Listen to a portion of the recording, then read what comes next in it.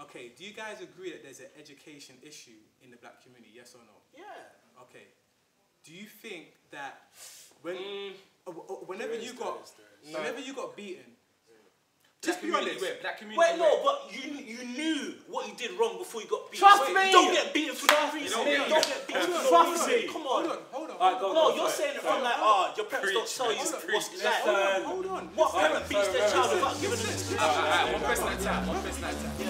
I know, but that's a lot. I say a word, but they be calling my name.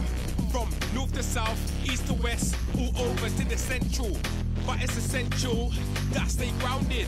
So I'm down to earth, but I'm gone. My bars are out of this world. Do you see what I see? I don't think you see what I see. I see a bright future ahead of me. If you don't see, Specsavers it. Then you see it clearly. My name should ring a bell for clinical. If not, there's my CD. You don't need to touch the film. My music speaks for itself.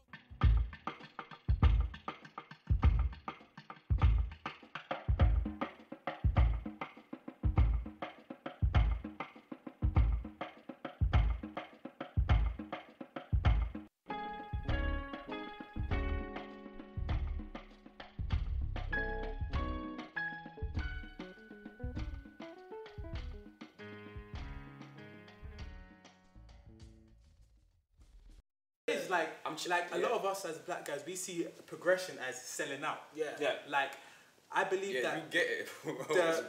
the English language is the English language. Like, if you talk it and you happen to be black, doesn't mean that you're trying to be white. It's You're trying to be something you're not. That's a good point. That is a very good point. My name is Romero Brown, and my occupation is I currently work part-time in a betting shop. I don't want to say the betting shop name, but I currently work part-time there. And also I can say I'm an internet personality, which I'm gonna be after this video. The project that I'm working on right now is, if I can sum up in a sentence, it will be an internet-based series that motivates successful-minded people. In 10 years' time, I see myself in a nice hot country, preferably Jamaica, big house, beach, kids. That's success to me. I'm gonna get it as well, to be honest with you. If I could meet my younger self, I would have told him to complete year 11 and not drop out. And yeah, that's all I would have told him actually. Because I didn't really make that many mistakes in my life. You know, I'm quite a perfect person, you know. So if I could go back and talk to my younger self, I would have told him just complete year 11. And everything else from there has just been a blast, so yeah.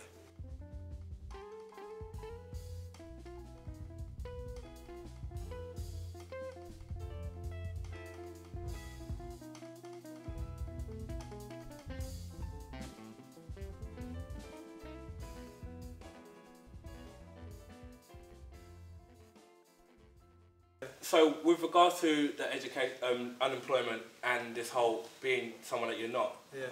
when we go to the workplace as black men, Yeah. I think we shouldn't try to be Something we're not. we shouldn't try to impersonate a white man. Yeah. Be yourself. That's true. You know, you have to be yourself, and that's the thing that's gonna put you above the rest. Like you said, if you go into an interview room and you're the one black person out of 1,000 white people, you already stand out. Exactly. You'll be a memorable person. Exactly. My name's Joseph. I'm 23. I'm a part-time teaser, full-time pleaser. I'm only joking. I'm training to be a solicitor. So my dream is, right now I've done a law degree. I'm gonna finish a 1-year legal practice course, then do a 2-year training contract, God willing, and then I will be a full-time trained, qualified law solicitor. 10 years time, I see myself potentially being a partner of a law firm, which is almost more or less the highest thing you could do in a law firm as a solicitor, with hopefully 10 kids and a wife. That is genuinely my plan, but we'll see how it goes. I still have to find a wife. On your point, when I was in college, my college wanted me to apply for Oxford and Cambridge. Same. So they got this like top solicitor, QC lawyer barrister in, and she was doing interview training with us. She said to me, I have to actively change my vocabulary.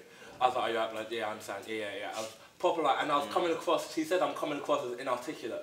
Yeah. Now, I think the issue that a lot of black people find it's not that they're not intelligent. They're very intelligent people. They're very clued up. Yeah. But when they speak, they can often come across as inarticulate. Yeah. If you're speaking slang or if you're speaking in a very relaxed way, you're coming across like you're uneducated. Yeah. Unfortunately, but that's the truth. So we also need to actively exactly. That's my point. Stop speaking in a way that, and I even do it when I see my friends from secondary school.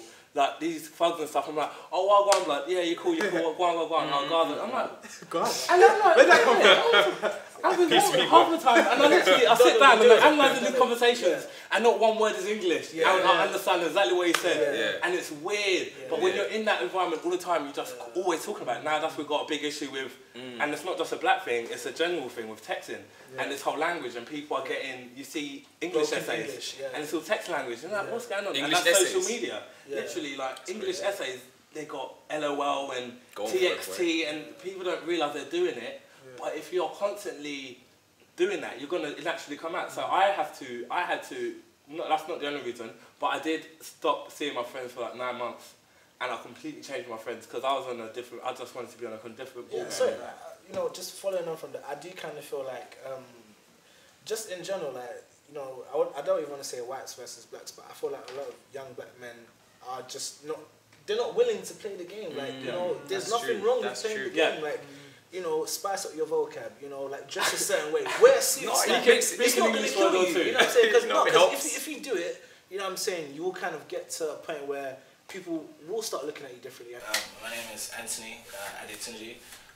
My stage name is Anthony Teo. Teo is my middle name. I use that name for professional reasons. I'm currently studying mathematics, finance and economics BSc at the City University London. I have aspirations of becoming a writer and professional actor when I'm older. That's not to say that I won't use the maths once I complete my degree. I just feel that I've kind of found something that I love. Like not saying that I don't love maths, but acting is challenging. It was a new challenge to me, and I kind of thought this is right. And yeah, I'm enjoying the journey. I'm enjoying every step of the way. So you are really passionate about acting, and you're also a writer, but you're studying maths at university. So can you just sort of like explain a bit about why you decided to study maths? I didn't have to study it. Okay. It was inside me. It was just the thing where not even trying to toot my own horn, but I've always been good at maths. A stars, GCSE, A level. It kind of made sense, you know what I'm saying? Yeah. And I don't know, it was that year that the fees were gonna go up. Okay. So there was like parental pressure to kind of go uni whilst you'd only be paying $3,000. So I thought, yeah, why not? You said that you're kind of interested in this sort of maybe discussing issues like racism and things like that. Definitely. And you said that when you were at university, you felt quite alone. Oh, come on. Lonely is not the word to. Do you know what it is to walk into a room and have everyone just sort of look at you as if to say, what are you doing here? Like, it felt like that like almost every day. Like, I'd go to lecture, just go straight home. Like, I didn't have anything else to do there. So. And you think that was because of the university you're going to or the course you were doing? The university and the course. But that's neither here nor there. It's just the thing where I'm not even trying to be funny. Like, this is not be stereotyping, but a lot of blacks don't tend to do the course that I do. Do you understand? And that's the kind of negative perception I want to change. Like even just the other day actually, because over the past year or so, I found myself wearing suits more and more. Like as you can see, I'm wearing like suit trousers on my way to. Is that not because that's not like a uniform or anything? It's part of the thing. Okay. But, like what I'm saying is, over the past year, like I've been a bit more like suited up than normal. And the funny thing is, at work, before I got moved over to Peckham recently, when I was over in Hayward Green, I was wearing my suit, like just, like I didn't need to or nothing, but I feel really comfortable in the suit. And a white guy, like sort of similar age, like I'd say 25 or whatever, a lad, quite drunk, quite out of it, came up to my till and was like, oh, you look very smart. I was like, oh, thank you. And he said, oh, do you have a court date or court appearance?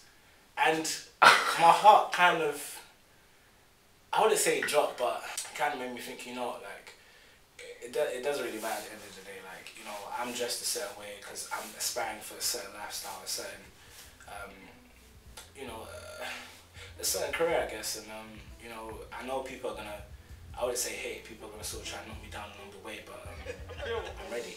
Sometimes I'm on the tube and I feel like a boss. I do this. Yeah. Halfway through, I'm like, this ain't comfortable. Like I do. I feel like sliding. That's like, that's hold me back out again. Yeah. Stretch out. Like. Well, them ones, that is hilarious.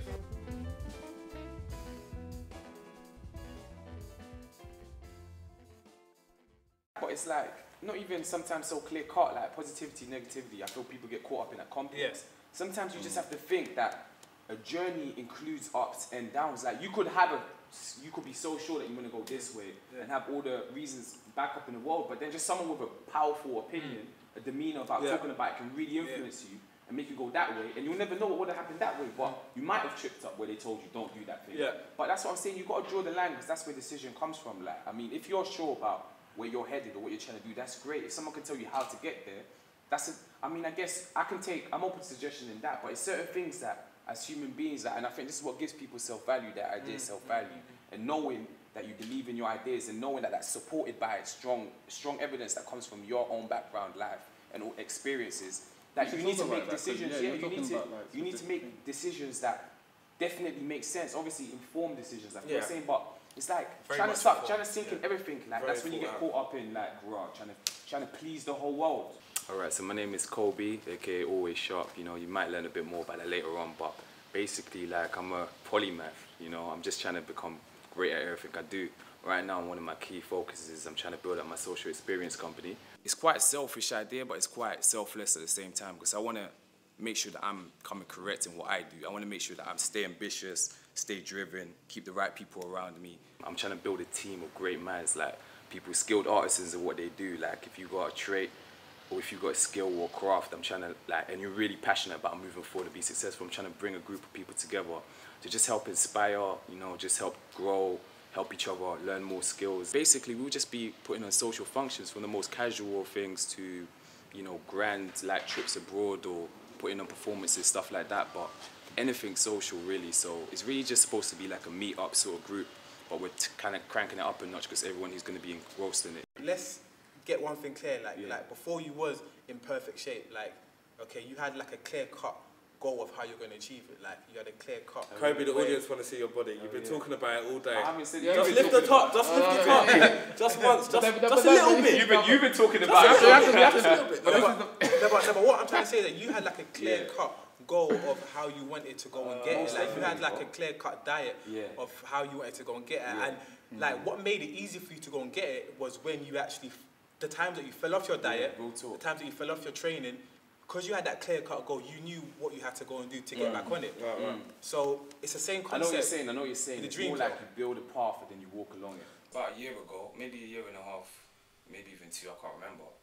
But I started getting ill, like, I mean, but it was like something that I hadn't encountered before. Basically, I was just having these dizziness attacks, and I was like, just out of the blue, just getting attacked by like crazy attacks of vertigo, and like it just left me out of action. It would leave me out of action for days. Like, I remember I got taken out of like work in an ambulance, like on occasion. I say I had about 6 attacks over the course of like maybe, I don't know, like maybe about a year. But that's too much. That's too much for me. But yeah, the time when it actually really struck me that changes need to be made is when I was basically out in public and it happened, and I was just like.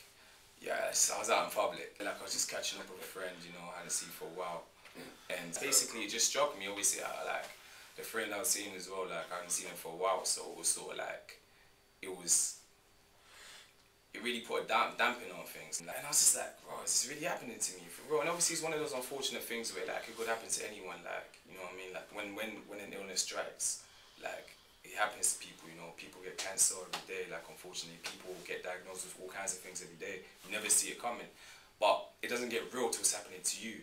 Now, when it happened to me, I was like, am I really lying down on the pavement in, like, winter, like, in this condition? You know what I mean? Like, people were stopping and showing concern, and obviously, like, God bless them, that's lovely, like, but it's like, am I really the person lying down on the pavement? Is that me? From there, I just decided I'm going to change my diet habits. I'm going to start eating properly. regulating my sleep, like, and you know what I'm saying, just make sure that I'm living slightly healthier lifestyle and just see how it goes.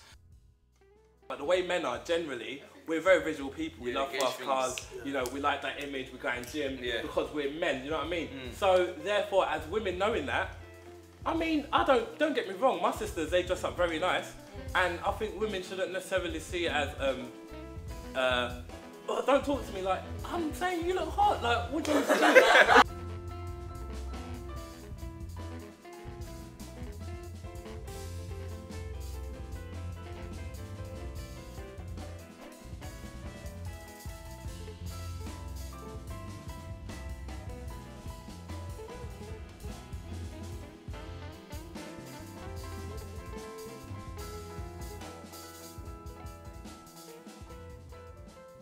That's an interesting question. What if I don't make it? Well, to be honest with you, what if I don't make it doesn't register in my brain? But let's just say, for argument's sake, pigs started flying, all that sort of stuff. I mean, that's difficult. Is that in terms of like if I don't make it in my project or if I don't make it in life? I'm gonna answer and say like if I don't make it in life, there is no what ifs, man. I'm gonna make it. That's pretty much what I can say. I don't mean to sound rude or harsh. Hope it doesn't sound rude, but I give you the business, man. That's the business. Cool. Cut.